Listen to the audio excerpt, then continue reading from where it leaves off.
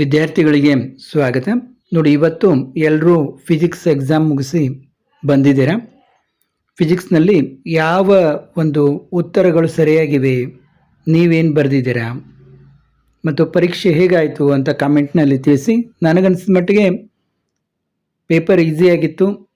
ಕೆಲವು ಒಂದೆರಡು ಅಥವಾ ಒಂದು 3-4 MCQನಲ್ಲಿ ಸ್ವಲ್ಪ ಟ್ರಿಕ್ಕಿಯಾಗಿದ್ವು ಅಂತ ಹೇಳ್ಬೋದು. ಉಳಿದ ನಿಮ್ಮ ಎಲ್ಲ ಪ್ರಶ್ನೋತ್ತರಗಳು ಈಸಿಯಾಗಿದ್ವು, ಅಷ್ಟೇನೂ ಟಫ್ ಆಗಿರಲಿಲ್ಲ ಮತ್ತು ರಿಪಿಟೇಷನ್ ಆಗಿ ಬಂದಿದ್ವು ಅಂತ ಅನಿಸ್ತು. ಕಾಮೆಂಟ್ನಲ್ಲಿ ತಿಳಿಸಿ. ಈಗ ಒಂದನೇ ಆನ್ಸರ್ ನೋಡಿ, which one of the following charge cannot exist on a body. ಒಂದನೇ ಆನ್ಸರ್ ಸಿ ಇದೆ. ನೀವೇನು ಬರ್ಕೊಂಡಿದ್ದೀರಾ ನೋಡಿ. ಎರಡನೇ ಆನ್ಸರು ಕೂಡ ಸಿ ಇದೆ. Concentric spherical surfaces centred at the charge. ಇನ್ನು ಮೂರನೇ ಆನ್ಸರ್ ಏನಿದೆ ನೋಡೋಣ. ನೋಡಿ, ಇವು ಆಲ್ಮೋಸ್ಟ್ ಫೈನಲ್ ಆನ್ಸರು, ಯಾಕಂದರೆ ಬಹಳಷ್ಟು ಇದನ್ನು ಮಾಡಿ ಡಿಸ್ಕಷನ್ ಮಾಡಿ ನಾನು ಹಾಕ್ತಾ ಇದ್ದೀನಿ. ಆ ಅವಸರದಲ್ಲಿ ಏನು ಹಾಕ್ತಾ ಇಲ್ಲ. Consider the following statements about a balanced Wheatstone's bridge. ನೋಡಿ, ಸ್ಟೇಟ್ಮೆಂಟ್ 1 and 2 ಇಲ್ಲಿ both the statements are true. Answer D. ಇನ್ನು ನಾಲ್ಕನೇದು ನೋಡಿ, the path traced by a charge particle moving perpendicular to uniform magnetic field is circle. Fourth answer circle. ಇನ್ನು fifth ನೋಡಿ, fifth answer A ಇದೆ. ನೀವೇನು ಬರೆದಿದ್ದೀರಾ ನೋಡ್ಕೊಳ್ಳಿ. ಫಿಫ್ತ್ ಆನ್ಸರ್ ಎ ಇದೆ. ಇನ್ನು ಸಿಕ್ಸ್ತ್ ಆನ್ಸರ್ ಡಿ ಇದೆ, ಎಲೆಕ್ಟ್ರೋಮ್ಯಾಗ್ನೆಟಿಕ್ ಇಂಡಕ್ಷನ್. ಆನ್ಸರ್ ಡಿ ಇದೆ.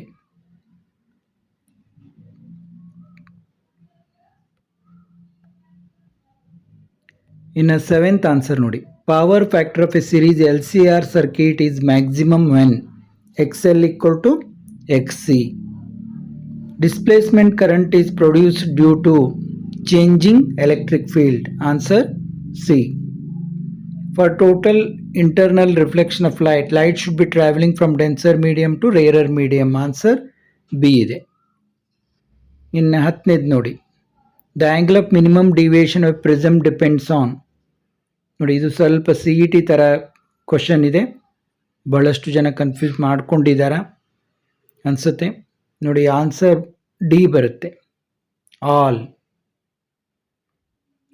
1, 2, 3 ಅನ್ನೋದು ಆನ್ಸರ್. ನೀವು ಯಾವುದೇ ಆನ್ಸರ್ ಹಾಕಿದ್ದೀರಿ ನೋಡಿ. ಇನ್ನು 11th according to Huygens principle, speed of secondary wavelets is same as that of the wave. An alpha particle, a proton, an electron and a neutron are moving with the same velocity, then the particle having longest d Brazil wavelength is electron. The answer is B.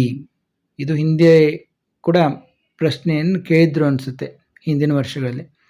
ಇನ್ನು let K be the kinetic energy. ನೋಡಿ, ಇದು ಕೆಲವೊಬ್ಬರು ಬಹಳಷ್ಟು confusion ಮಾಡ್ಕೊಂಡಿದ್ದಾರೆ. ಇಲ್ಲಿ answer ಬರುತ್ತೆ B. B is the correct answer.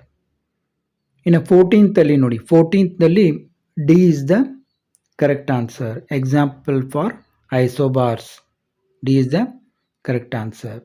ಇನ್ನು 15th ನೋಡಿ, 15th B is the correct answer. Silicon and germanium. Silicon and germanium is the correct answer. ಇನ್ನು fill in the blanks almost ಎಲ್ಲರೂ correct ಮಾಡಿರ್ತೀರಿ. According to Gauss law in magnetism, magnetic monopoles are not known to exist. Lenz law gives the polarity of induced EMF.